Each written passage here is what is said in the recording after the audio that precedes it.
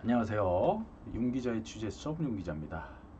첫 번째 시간으로 요즘 다시 화제가 되고 있는 대구 성서초등학교 살해 암매장 사건, 흔히 우리가 잘 알고 있는 개구리 소년 사건이라고 하죠.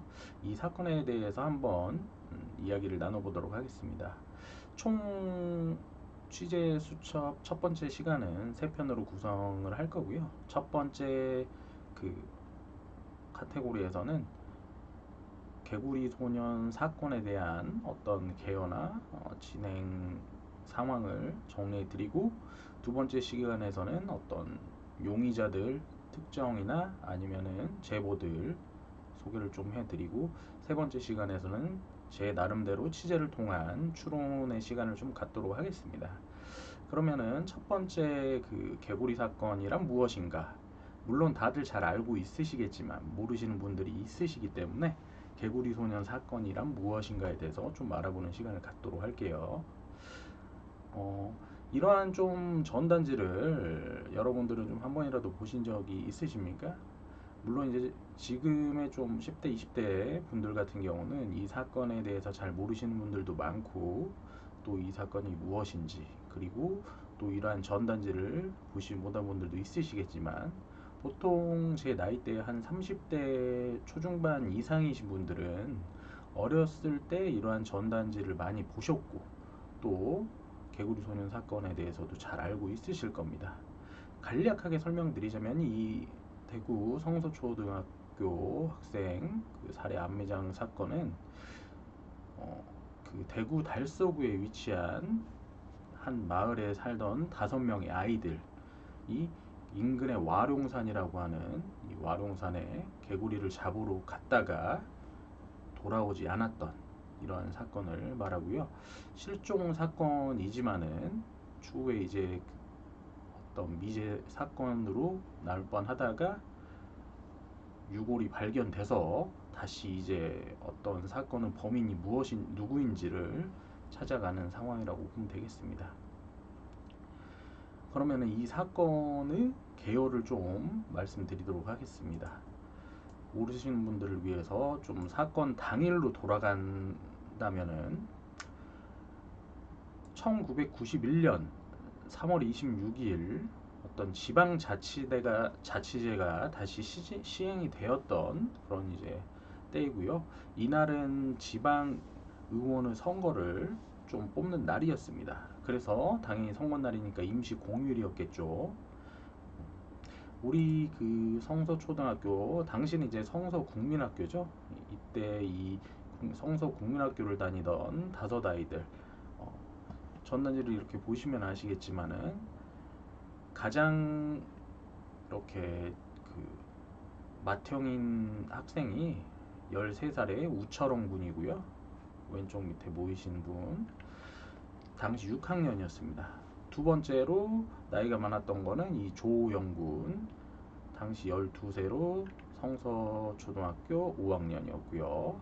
그리고 김영규 군이 11살, 그리고 박찬인 군이 10살 3학년, 그리고 김종식 군이 9살로 막내인데 3학년인 거는 똑같아서 이제 찬인 군하고 친구였다고 볼 수 있겠죠.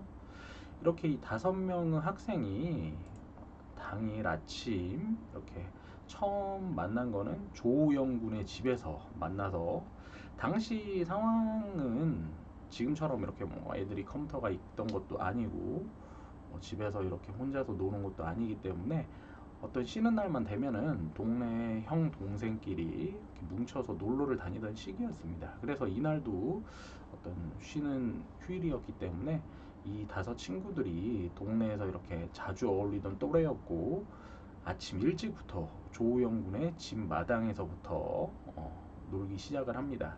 그럼 그날로 돌아가서 제가 사건의 진행 상황을 좀 설명드리도록 하겠습니다. 이런 전단지들이 당시에는 많았고, 보상금이 보시면 알겠지만은 당시 금액으로는 좀 많은 큰 금액이 좀 책정이 되기도 했습니다. 이런 식으로 이제 좀 명절이나 이럴 때는 어떤 전단지를 많이 배포한 사진들도 많이 있었고요. 이렇게 이 당일날 아이들 5명이 개구리를 잡으러 가는 상황이겠죠. 자, 그럼 목격자 진술에 따른 어떤 타임라인을 좀 설명을 드리자면은 당시 오전 8시에 이 아이들 5명이 조우영 군의 집 마당에서 놀고 있었습니다. 한번 머릿속으로 잘 떠올려 보시기 바라겠습니다. 제가 설명을 드릴게요. 8시 20분경에는 조우영 군의 집에 이제 세례를 들어 살고 있던 청년이 한 분 있었습니다. 이분이 이제 아이들 5명이서 놀기 때문에 시끄럽지 않겠습니까? 그래서 이제 밖에서 좀 나가서 놀아라 이렇게 좀 타이르고 해서 아이들 같은 경우는 이제 이 청년이 말을 하니까 또 마음씨 좋은 이 아이들이 이렇게 밖으로 나가서 놀려고 합니다. 그래서 이제 박찬인 군 같은 경우는 운동복 차림 이제 뭐 점퍼를 입고 우철홍 군도 뭐 점퍼를 입고 이제 좀 밖을 나가면은 당시 3월 말이기 때문에 아직까지는 좀 쌀쌀하기 때문에 외투를 좀 거치겠죠. 그리고 이제 밖으로 나와서 오전 8시 40분경이 됩니다. 이게 좀 당시 지도를 좀 보시면서 이해를 하시는 게 가장 좋을 것 같습니다. 왜냐면은 어떤 사건을 이해할 때 이게 집 안에서 발생한 사건이 아니고요. 외부에서 아이들끼리 이동을 하다가 벌어진 사건이기 때문에 이 처음 개구리 소년 사건을 접하시는 분들 같은 경우는 단순히 글로서만 이렇게 보시기보다는 어떠한 상황이었고 환경이었고 지리적인 이동을 하였는지를 좀 주목해서 보시는 게 이해도 훨씬 편하실 겁니다. 간략하게 설명드리자면 대구 이곡동에서 발생한 사건이고 이쪽이 이제 당시에 그 개구리 소년들이 살던 집이라고 볼 수 있습니다. 그리고 이 학교는 이렇게 성서 국민학교 당시 다녔었고요. 그리고 부가적으로 설명을 드리면 이제 앞으로 이야기가 많이 나올 텐데 이곳이 이제 선원지라는 큰 연못입니다. 연못이고 이쪽으로 보이면은 그 군부대 54단의 사격장이 위치해 있고요. 이 오른쪽으로 더 가면은 54단이 위치해 있는 것으로 알려져 있습니다. 자, 그러면은 다시 그 타임라인으로 돌아가서 이 8시 40분경에 성서초등학교에서 놀던 그 이 개구리 소년들을 김종식 군의 친구인 김태용 군이 또 있습니다. 당시 9살이었던 그 김종식 군의 친구 있죠. 이렇게 김태용 군이 성서초등학교에서 이 개구리 소년들을 만났고 그 개구리 소년들이 김태용 군한테 도룡뇽을 같이 잡으러 가자고 합니다. 하지만 이 김태용 군 같은 경우는 어떤 일이 있어서 집에서 이제 멀리 나가지 말라고 했기 때문에 당시 함께 합류하지는 않습니다. 그러면은 여기서 이제 출발해서 8시 40분까지 이 성서 초등학교에 있다는 게 증명이 되죠. 그리고 나서 오전 8시 50분경 10분 뒤에 와령산 올라가는 입구에 있는 그 삼거리에 있는 슈퍼마켓 앞에서 이제 조우영 군의 친형인 조무연 군이 있습니다. 이 조무연 군이 아이들이 선원지 방향으로 가는 것을 목격을 합니다. 위치상으로 보면 이 정도쯤이 되겠죠. 그러니까 한 10분 정도 이렇게 걸어서 여기가 이제 그 쌍마 섬유라고 하는 유명한 섬유 업체 그 회사였습니다. 공장이었고 이쪽이 이제 삼거리고요. 여기쯤에서 이제 조우영군 그 개구리 소년 조우영군의 친형인 조우영군이 조우영군을 만나서 목격을 했기 때문에 여기까지는 어떻게 보면은 친형이 동생을 모르지는 않기 때문에 완벽한 그 목격자의 진술이라고 볼 수 있습니다. 그리고 나서 한 15분이 지난 9시 4분경에 어떤 그 마을에서 파출부 일을 하던 김순남 씨라고 하는 분이 항공대 아파트라는 곳, 이 정도쯤이 되겠죠.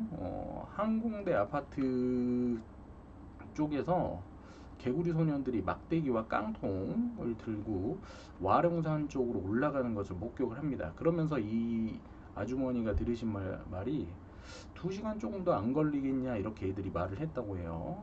그 이야기는 이제 어떻게 보면 뭐 2시간 정도 시간 동안 이렇게 왔다 갔다 집까지 이제 갔다가 다시 오겠다 이런 이야기로 볼 수가 있겠죠.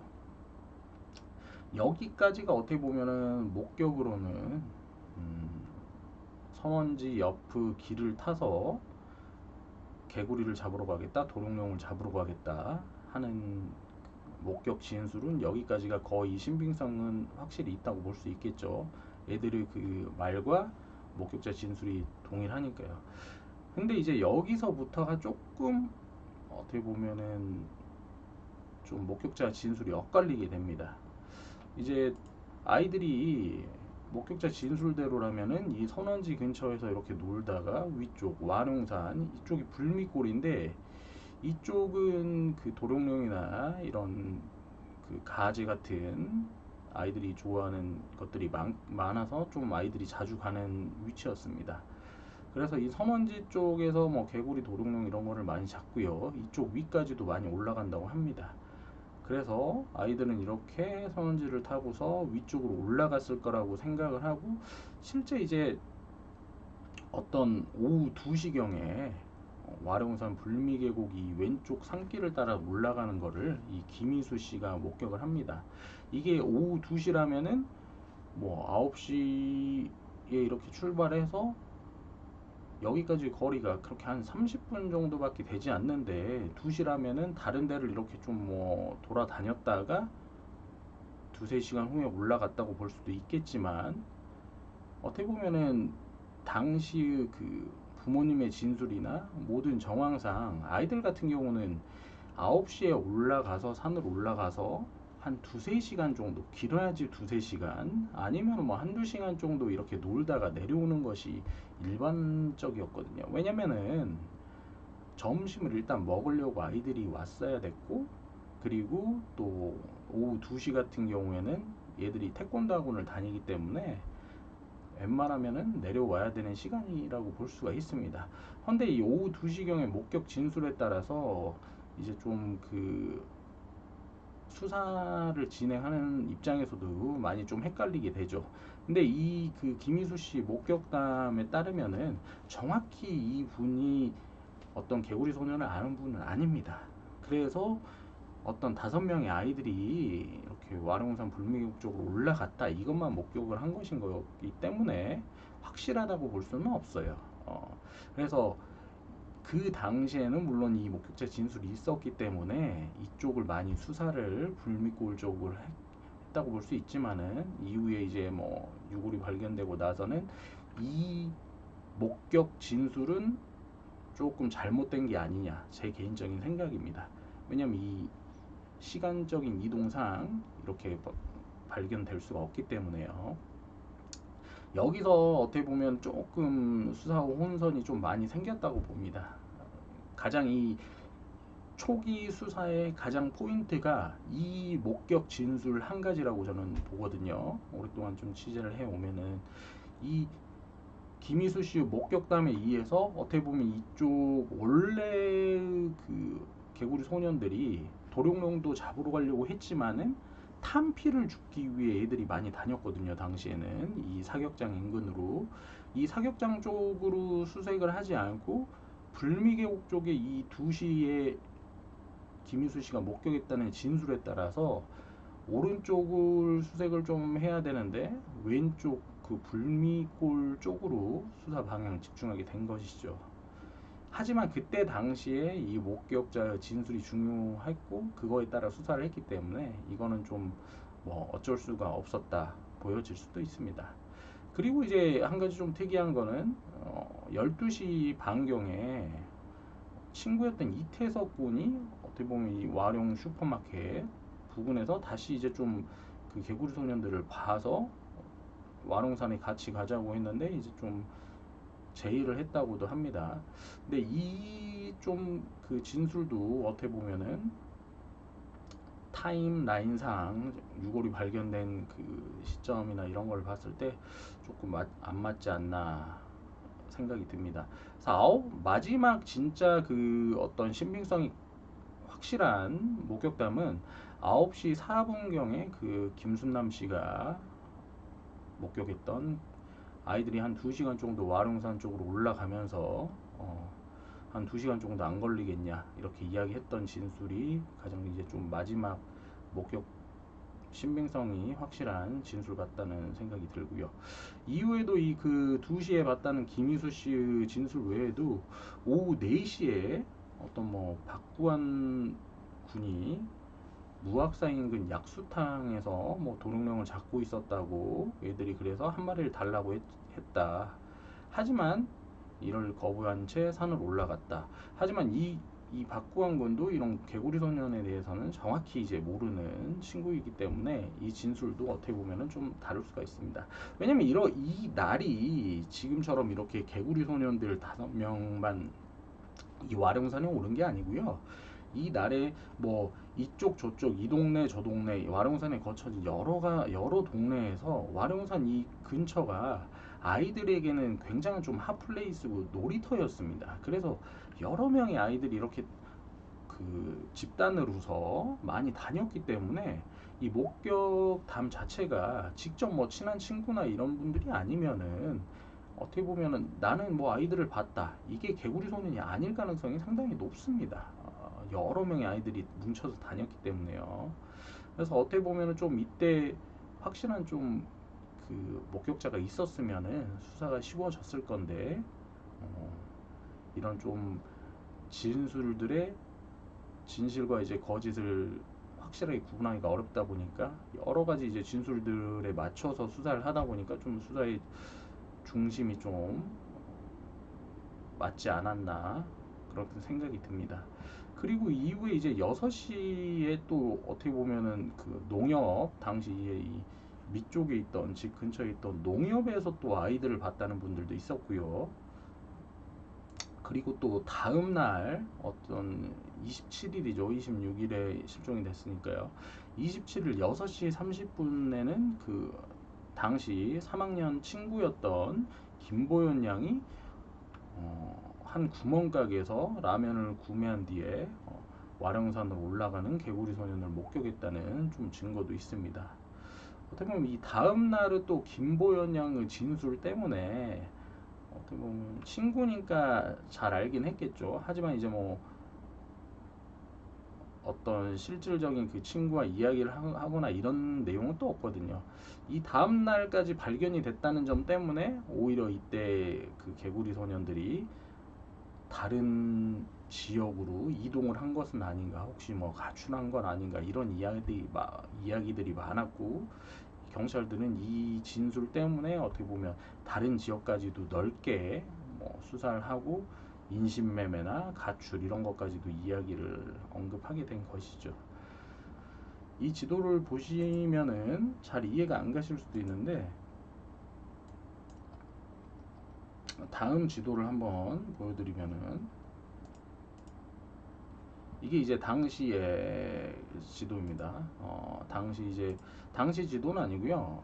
82년도에 이제 촬영된 지도인데 이 지도를 보시면 어떻게 보면은 그 당시의 그 좀 상황을 모습을 좀 더 쉽게 이해를 하실 수 있을 겁니다. 이쪽이 아까 말씀드렸던 개구리 소년의 집이고요.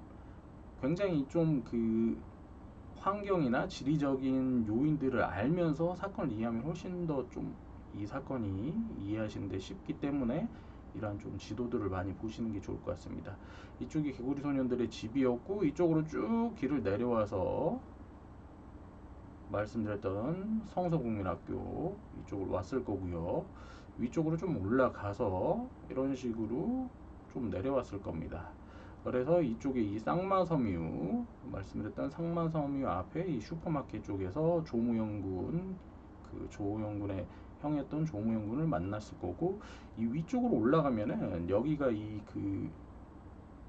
위쪽으로 올라가는 이 길목이 항공대 아파트라고 당시 항공대가 여기 있었을 것 같습니다. 정확한 거는 제가 이제 그 부대였기 때문에 확실히 확인하지는 못했지만 정황상 이게 항공대였고 이 항공대 아파트에 살았던 그 분이 목격을 또 했을 수도 있을 겁니다. 그래서 여기까지는 어떻게 보면은 꽤 신빙성이 있었던 이동 장소라고 볼 수 있겠죠. 이렇게 와서 이 항공대 아파트까지요. 근데 여기서 이 말씀드렸던 이 위쪽으로 불미골 쪽으로 올라갔다는 거는 오후 2시에 봤다는 목격자가 있어가지고 하는 올라간 건데, 실질적인 유골이 발견된 곳은 이 오른쪽이었거든요. 그러면 이 오른쪽 같은 경우는 당시 이제 군부대였던 54단의 사격장이 있던 곳이었습니다. 자, 당시 유골이 발견되기 전까지만 해도 이런 그 실종 당시 아이들의 예상 경로는 이렇게 돼 있습니다. 그리고 이 불미골 위쪽으로 수사력을 집중을 한 상황이고요. 왜냐면은 불미골 위쪽으로 애들이 더 올라갔을 거다, 사라졌을 거다, 이런 식으로. 이 와룡산이 높이는 좀 한 300m밖에 안 되는, 높이는 높지 않은 산이지만은 좀 넓이는 그래도 이 뒤로 넓게 위치해 있기 때문에 어떤 수사력을 이쪽으로 집중을 한다면은 넓게 많은 인원이 투입돼도 넓게 수사를 할 수밖에 없습니다. 이게 그 당시에 그 수사관이 말했던 그 김희수 씨의 어떤 증언이죠. 이게 이 올라가는 입구에서 발견이 됐다고 하는 이 증언인데, 초기 수사에서 아까도 말씀드렸듯이 가장 좀 핵심적인 포인트는 이 김희수 씨의 진술이 아니었나 생각이 좀 듭니다.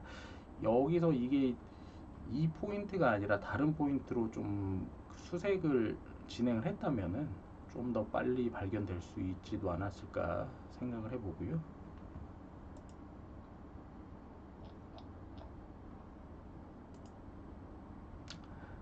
아까 말씀드렸던 아이들이 좀 뭐 2시에 봤다는, 오후 2시에 목격을 했다는 분도 있고 4시에 봤다는 분도 있고 여러 목격자들이 다음날 봤다는 친구도 있고 하지 않습니까? 근데 이제 가장 좀 당시에도 주목해야 될 것은 실종된 부모님들이 가장 잘 알지 않겠습니까? 실종된 부모님이나 그 아이들과 함께 생활했던 분들이 가장 좀 중요한, 그런 분들의 이야기들이 가장 중요한 좀 조사 자료라고 볼 수 있는데, 어떤 실종된 부모님 같은 경우는 아이들이 당연히 점심시간이 되면은 내려올 수밖에 없다. 그리고 또 이 아이들이 다니던 태권도장이 있었습니다. 오후 2시에 이 태권도장에 수업이 있었고 1년 동안 한 번 정도 빠질 정도로 이 아이들이 태권도장을 절대 빠지지 않고 매일 왔던 아이들입니다. 그 5명 중에 4명이 태권도장에 다녔고요. 이 관장님의 말씀은 애들이 안 올 리는 없다. 그렇기 때문에 9시 4분에 아까 그 불미골 쪽으로 올라갔던 마지막 그 목격자 진술 이후에 애들이 아무리 도룡뇽을 잡고 탄피를 주스로 갖고 탄도를 주스로 갖고 해도 2-3시간 안에는 집으로 내려왔어야, 정말 길게 따졌을 때는 뭐 1시 정도까지는 집으로 내려왔어야 이게 상식적으로 맞다고 볼 수 있는 겁니다. 그렇지 않고 2시가 넘었다는 것은 뭔가 일이 생겼다는 것이고요. 그렇기 때문에 제가 말씀드린 2시에 불미골 쪽으로 올라가려고 했던 김희수 씨의 목격은 조금은 당시 여러 가지 상황을 봐서 잘못된 목격담이었다고 볼 수 있지 않았나 말씀을 좀 드리고 싶네요. 이게 좀 키포인트였던 것 같고요. 그리고 나서 이렇게 여러 가지 좀 그 사건이 있은 후에 언론에도 어마어마하게 보도가 되고요. 뭐 과자 봉지나 아니면 공중전화 카드라거나 TV, 그리고 언론 매체들을 통해서 이 개구리 소년 사건이 어마어마하게 큰 사건으로 퍼지게 됩니다. 그래서 전국에서 정말 뭐 그 누구도 모르는 사람이 없을 정도로 지금의 뭐 유영철, 이춘재 뭐 이런 살인 사건보다 훨씬 더 유명한 사건으로 이 실종 사건, 개구리 소년 실종 사건이 퍼지게 되고요. 경찰도 당연히 엄청난 이슈였기 때문에 수사력을 총 집중해서 수사를 하게 됩니다. 시적으로 이제 뭐 경찰 50명씩 뭐 25개조로 특별수사대를 편성하기도 하고 연 35만 명이 아까 그 사건이 벌어졌던 와룡산 일대를 뭐 쥐잡듯이 수색을 하기도 하죠. 그리고 1992년 같은 경우는 뭐 개구리 소년을 영화로 한 소재로 한 영화도 제작이 되고요. 그리고 1993년 같은 경우는 실종 부모님들이 뭐 당시 이제 대통령이었던 김영삼 대통령에게 탄원서 제출도 하고 어떤 언론과 인터뷰도 계속하고 좀 찾아달라 하소연을 좀 많이 합니다. 근데 이제 1993년 9월까지 열심히 수사를 하면서 찾다가 부모님들도 한 2년이 지나면서 좀 직접적인 수색에 대한 작업도 포기하게 되시고 언론에 대한 관심도 많이 줄어들게 됩니다. 이게 온통 수사를 해도 발견되지도 않고 흔적도 하나도 남지 않았기 때문에 사람들의 기억 속에서 점점 사라져가고 정말 이게 어디에 살아있는 거 아니냐, 어떻게 된 거 아니냐, 이런 이야기들이 나오게 되는 것이죠. 그런데 이제 좀 시간이 지나면서 에피소드들이 하나씩 생기게 됩니다. 1996년 같은 경우에는 카이스트에 이제 뭐 교수 한 분이 있습니다. 그분 같은 경우에는 또 뭐 미국에서 심리학 학위도 받고 좀 뭐 물리심리학 박사에다가 카이스트 교수였던 분인데 여러 한 3년 동안의 추리를 끝에 갑자기 이제 뭐 언론을 통해서 이 그 김종식 군의 아버지가 아이들을 살해한 범인이고 그 집에 아이들을 안매장했다 하면서 이 책도 출판을 하고요. 언론사에 이렇게 이야기를 합니다. 당연히 이제 좀 당시에 좀 다시 잠잠해졌던 사건이 엄청난 이슈로 떠오르고 언론에서는 난리가 나게 되죠. 경찰도 가만히 있지를 못하죠. 어떻게 보면은 좀 이런 그 하나의 주장 때문에 벌어진 일인데 실질적으로 김종식 군의 아버지 입장에서는 얼마나 좀 애가 타셨겠습니까? 정말로 뭐 너무너무 이거는 하늘이 무너지는 기분이겠죠. 당시에도 매일같이 이렇게 아이들을 생각하고 아들을 생각하고 돌아오기만 기다리고 있는데 갑자기 본인이 범인으로 지목을 받는다는 자체가 너무나도 가슴이 아프셨을 거라고 생각을 합니다. 그래서 실질적으로 이 사진 자체가 당시에 이 경찰들이 이 카이스트 교수였던 이 김모 교수님의 어떤 추리를 통해서 김종식 군의 집을 실질적으로 수색을 하는 겁니다. 김종식 군의 아버님 같은 경우는 어쩔 수 없이 자기가 범인으로 지목을 받았고 그거를 자기의 무죄를 입증을 해야 되기 때문에 집을 그러면은 뭐 실제로 안매장을 진짜 했다면은 이거를 와서 입증해 봐라 하고 서명까지도 해줬습니다. 정말로 그때 마음이 어떨까? 제가 이렇게 이 개구리 소년의 취재 파일을 시작하게 된 가장 큰 원인 중에 하나도 바로 그 시발점이었다고 한다면은 바로 이 사건에 있습니다.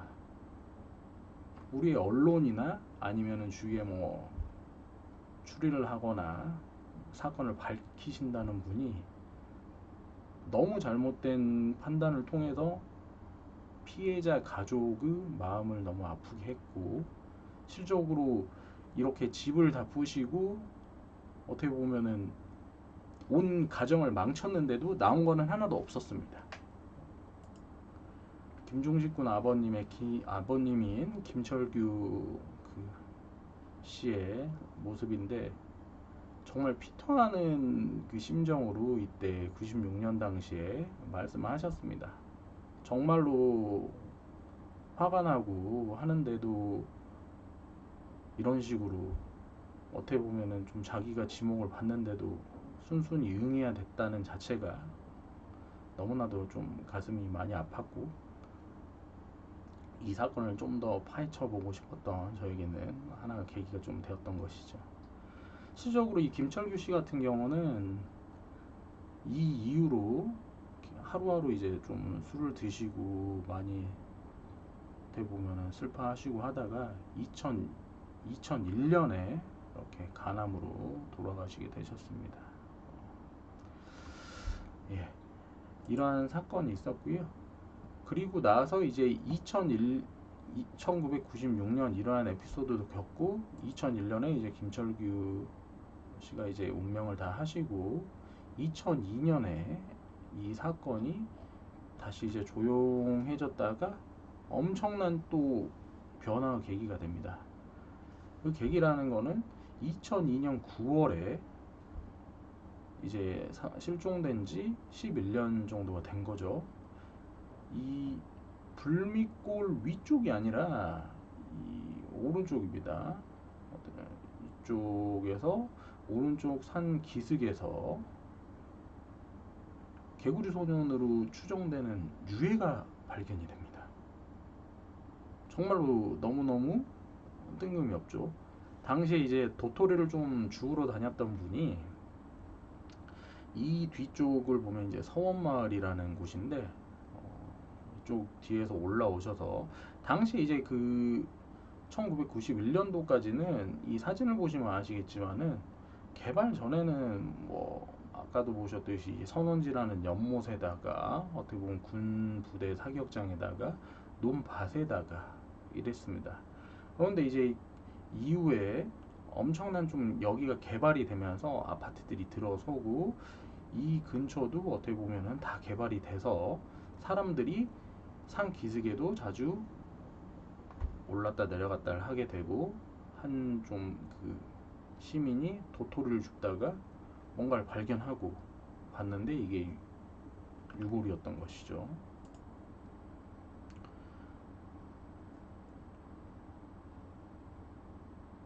당시 이제 그 모습입니다. 이쪽이 아까 그 위에서 보던 모습인데 선원지구 이쪽이 그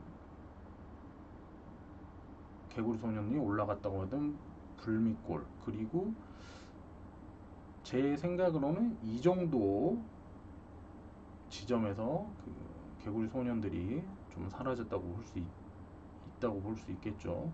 그리고 여기가 유해가 발견된 곳입니다. 이쪽은 그 마을이고요. 그래서 언론에서도 이렇게 처음에는 불미골로 언론들이 전했다가 이 유해가 발견되고 나서는 애들이 위로 올라간 게 아니었다. 이쪽 사격장을 거쳐서 이쪽까지 가게 된 것일 것이다. 이야기들을 많이 하게 됩니다. 이 산 기슭이 이 마을이 밑에 있죠. 이렇게 있고 이 발견된 곳이 이 정도입니다. 유해가 발견된 곳이 산 기슭에 아주 깊은 좀 계곡까지는 아니고요. 웅덩이처럼 이렇게 파인 V자의 계곡에 아이들 유해가 발견된 것이고요. 근데 좀 여기서도 에피소드가 생기는 게 뭐냐면은 유해가 발견되기 좀 얼마 전에 한 언론사 편집국에 전화가 왔어요. 그러면서 전화로 한 남성이었던 이 정모 씨라는 남성이 개구리 소년들의 유골이 그 와룡산의 무덤 같은 곳을 파면 5개의 유골이 나올 것이다. 이렇게 제보를 합니다. 근데 실질적으로 그 후 얼마 후에 이렇게 유해가 발견이 되는 거예요. 유골이. 그러면은 당연히 사람들은 이 사람이 뭔가 있겠구나 생각을 하게 될 거 아닙니까?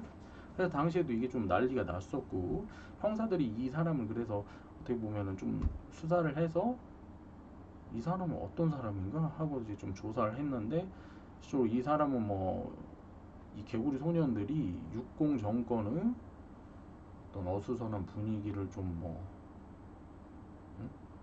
쇄신을 하기 위해서 정권 차원에서 벌인 일이다 이런 식으로 진술을 하고 또 어떤 뭐 횡설수설을 막 하기 시작해서 더 깊게 조사를 해봤더니 뭐 10년 전에 가출해서 머리가 다치고 좀 정신이 불안정한 사람이다 이런 식으로 나오긴 했습니다. 이것도 하나의 에피소드긴 하죠. 그리고 이 에피소드뿐 아니라 이렇게 좀 한 명 같은 경우는 이렇게 좀 구두 닦기 경찰이었던 한 분이 대구 경찰청에 어떤 뭐 사람이 구두를 닦으러 왔는데 사격 중에 군인을 사격 중에 소년이 나타나서 두 명이 총을 맞고 한 명은 숨지고 한 명은 다쳤다, 이런 좀 진술을 하기도 했습니다. 이게 이제 유해를 발굴했던 그 사진이고요. 여기서 이제 좀 한 가지 좀 아쉬웠던 부분, 그리고 큰 문제였던 부분이, 이 유골을 발견이 돼서 신고를 했지 않겠습니까, 경찰에. 근데 이 경찰이 처음에 이 유골들을 가만히 놔두고 어떤 감식관을 부르고 정말 천천히 이 감식을 해도 모자를 파네, 처음에 그냥 뭐 해집듯이 유골들을 꺼내고 해가지고 사건이 현장이 많이 망가졌다는 겁니다. 이거는 당시에도 비난을 엄청 받았었는데요. 이것은 정말로 이제 좀 잘못된 경찰의 실수가 아닌가 생각을 들고, 이거를 처음에 이제 좀 그 사건 현장 그대로 보존을 했다면은 지금보다 훨씬 더 많은 자료들이 나타나지 않았을까 생각을 해봅니다. 근데 이제 또 이 사건 현장에서 하나 또 큰 이슈가 생깁니다. 이 사건 현장 인근에서 탄두와 탄피들이 엄청나게 발견이 되기 시작합니다. 그래서 실질적으로 이 발견 당시만 해도 군부대의 사격 때문에 총기 사고로 애들이 숨진 것이 아닌가, 이런 이야기들이 당연히 나올 수밖에 없겠죠. 왜냐면은 실적으로 보기 힘든 탄두들이 아이들의 유골 옆에서 발견이 됐으니까요. 그리고 아까 말씀은 안 드렸지만은 인근의 군부대 사격장이 중간에 있다고 말씀드렸잖아요. 이곳 주민들이나 당시에 있던 많은 사람들이 군부대에서 사격을 해가지고 애들이 문제가 생겼다, 많이들 이야기를 좀 했다고 합니다. 근데 이제 이 유고를 수습해가지고 경북대 이제 법의학 팀에서 브리핑을 하게 됩니다. 어떤 법의학 소견을 내게 되는데, 여기서는 제기가 됐던 어떤 그 총기 사고서를 아니라고 말을 하게 됩니다.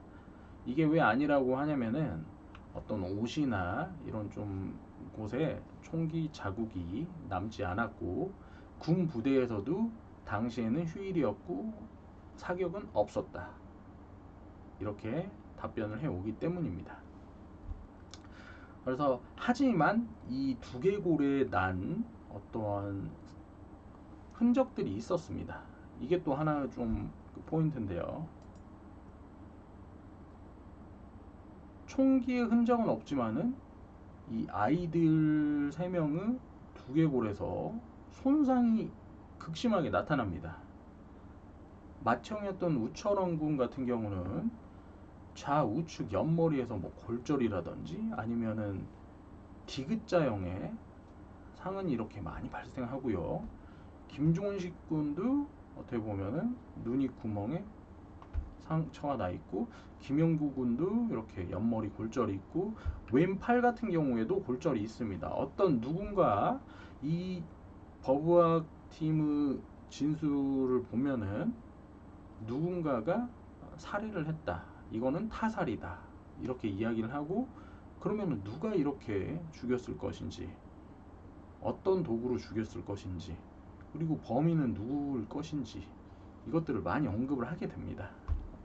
탄피나 탄두가 나왔을 때는 어떻게 보면 좀 군에 의한 총기 사고였다고 많이들 언급이 되지만은 오히려 이 감식 결과에 따라서 두개골에 난 상처를 손상 부위를 보고서는 누군가 둔기나 범행 도구를 통해서 애들을 죽인 것이다, 살해한 사건이다, 그리고 암매장한 사건이다, 이렇게 결론이 나게 되고, 그 이후에 이렇게 오랫동안 범인을 밝히려고 많은 노력들을 합니다.